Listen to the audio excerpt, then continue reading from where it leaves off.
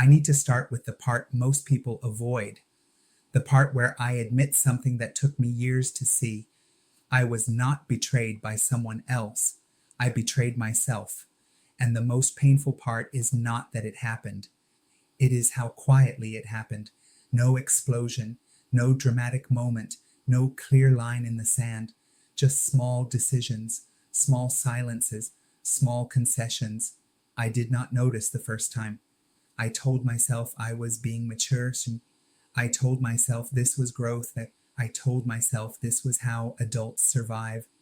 And that belief felt reasonable because it worked. People approved. People relaxed around me. People stayed.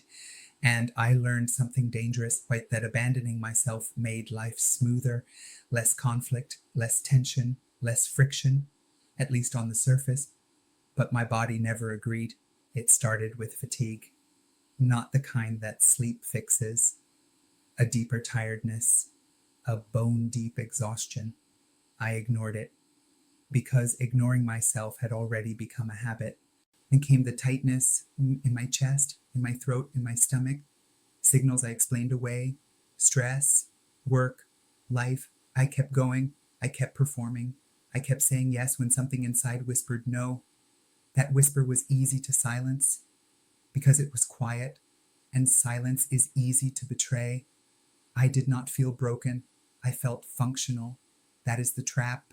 When dysfunction still looks like success, I became reliable, adaptable, agreeable. I became someone others could count on. But I stopped counting on myself, and I did not call it betrayal. I called it responsibility. I called it discipline. I called it strength. But strength without alignment is not strength. It is endurance. And endurance without truth leads to collapse. There was a moment. I remember it clearly now. I was in the middle of a conversation, nodding, listening, responding perfectly. And suddenly I felt like I was watching myself from the outside, like I was present, but not inside my body. That distance was subtle, but unmistakable. That was dissociation, not extreme, not dramatic, functional dissociation, the kind society rewards, the kind that keeps you productive, the kind that slowly erases you.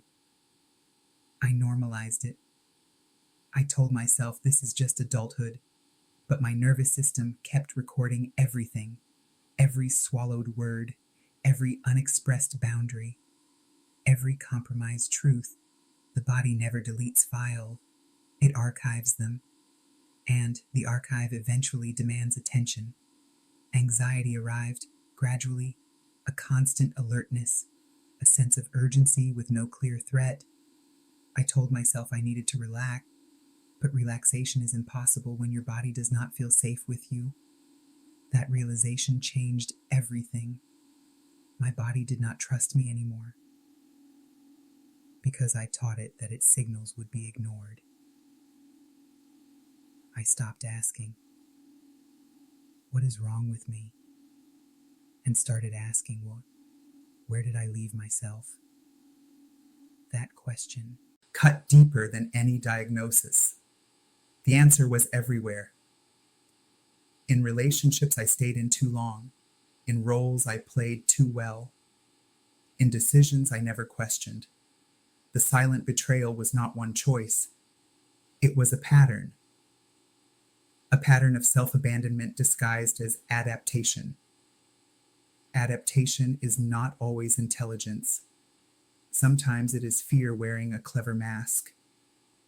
I adapted to avoid rejection. I adapted to keep peace. I adapted to stay connected.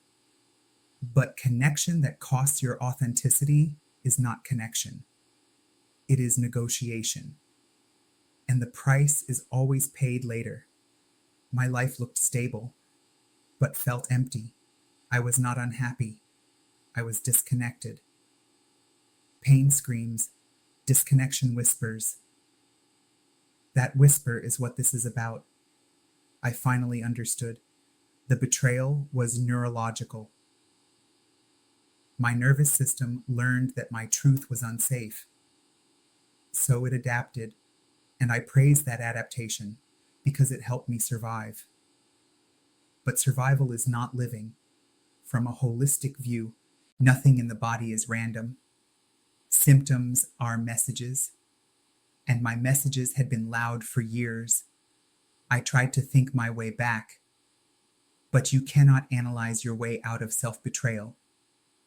Because the betrayal did not happen in thought, it happened in sensation, in micro moments, moments where I chose safety over self, again and again and again. Patterns wire the system. That is why people feel stuck. They are patterned to abandon themselves before anyone else can. Awareness removes denial, and in denial is comfortable. Truth is not, but truth stabilizes. I stayed with discomfort, with tension, with the urge to disappear, and something changed. The body softened, not because life changed, but because I stopped abandoning it. Healing without presence is delay. The return demands participation, breath by breath, moment by moment, choice by choice. I disappointed others, not out of cruelty, out of honesty, and instead of losing myself, I found ground, clarity, presence. The return does not feel dramatic. It feels like coming home. Then came the moment that changed everything. I was about to disappear again. Explain myself, minimize, soften, and I stopped. Not because I was brave, but because I was tired of leaving myself. That tiredness was wisdom. The betrayal ends when self-loyalty begins.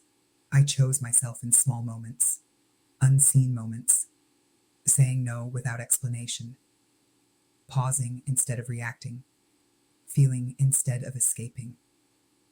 Congruence rewired me. Energy returned. Presence returned. Choice returned. Power is not control. It is authority over yourself. Self-sabotage is loyalty to an old strategy, and strategies can be updated. I no longer fight my patterns. I listen. They show me where I need to return. This is lived experience, not theory. If you are listening and feel calmer, or clearer, or emotional, that is recognition. You are not late. You adapted. Now you can return. This series exists to walk with you, layer by layer. If this resonates, subscribe to the channel, activate the notification bell. We continue the return. You are not becoming new. You are remembering who you were before the betrayal, and that remembrance changes everything. This is the return.